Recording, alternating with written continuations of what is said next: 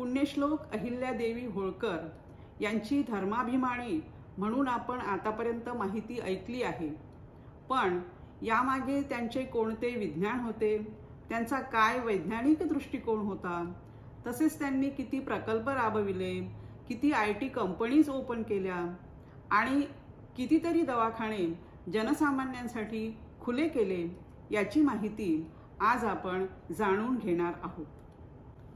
नमस्कार, मी प्राध्यापिका पद्मजा पूर्णसे निंगोट. माझ्या YouTube चॅनलवर आपले सर्वांचे खूपच मनापासून स्वागत करते.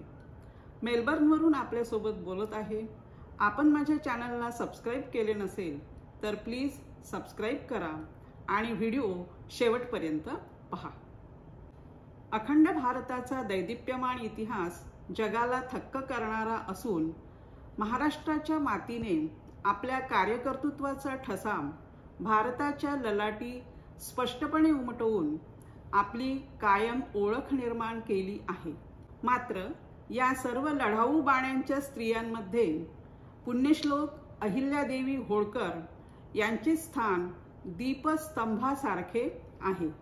राजमाता, लोकमाता, विश्वमाता, वीरांगणा, पुण्यश्लोक, देवी, गंगाजल निर्मळ, मातोश्री, महाराणी अशा अनेक पदव्या लोकांनी त्यांना अर्पण केल्या आहेत.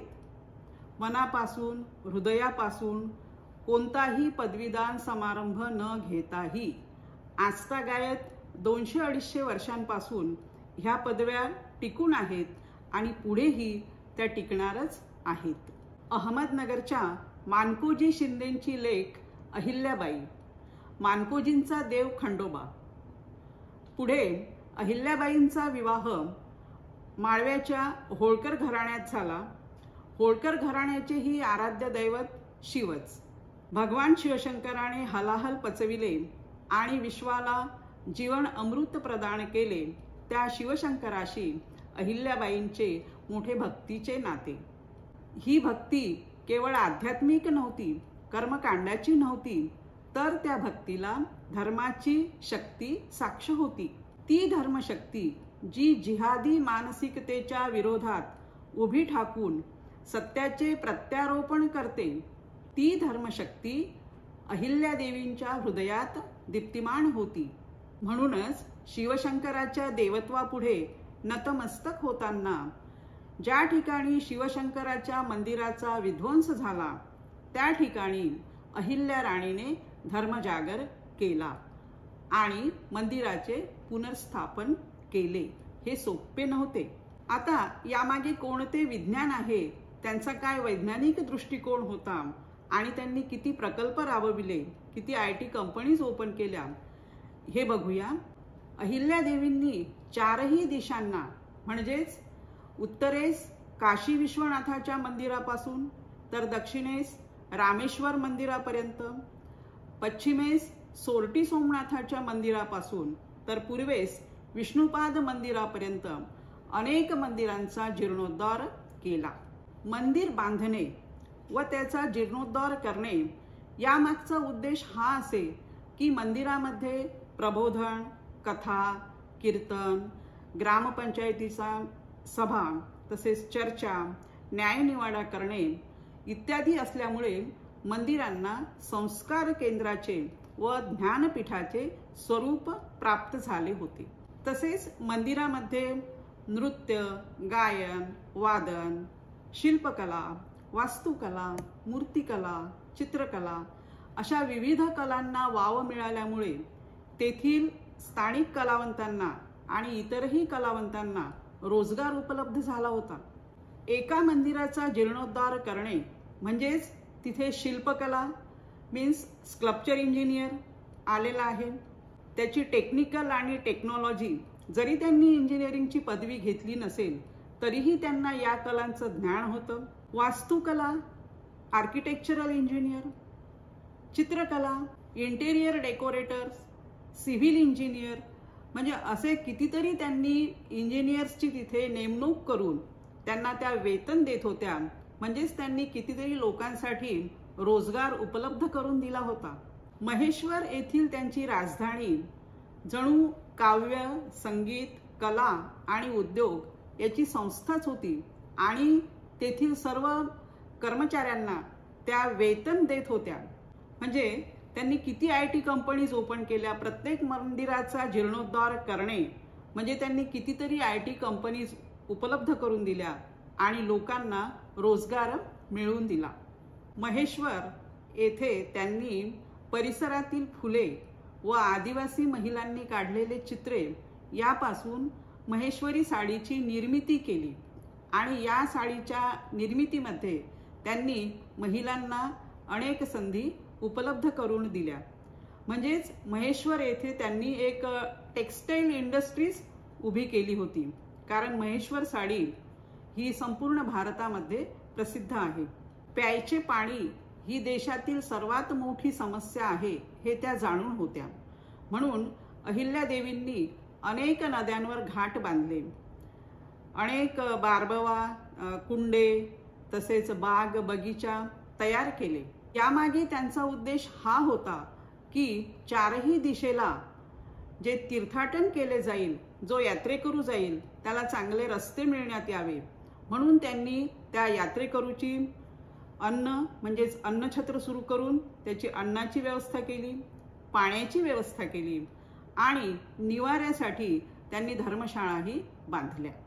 धर्मशाळा बांधण्यामागे त्यांचा वैज्ञानिक दृष्टिकोन हा होता की जो यात्रेकरू चारही दिशेला तीर्थाटन करत आहे, समजा तो यात्रेकरू जर आजारी पडला तर त्याला मोफत उपचार मिळावे म्हणून त्यांनी प्रत्येक धर्मशाळेमध्ये वैद्याची नेमणूक म्हणजेच डॉक्टरांची अपॉइंटमेंट केली होती आणि त्यांनी या निमित्ताने त्यांनी कितीतरी हॉस्पिटल्स जनसामान्यांसाठी खुले केले होते.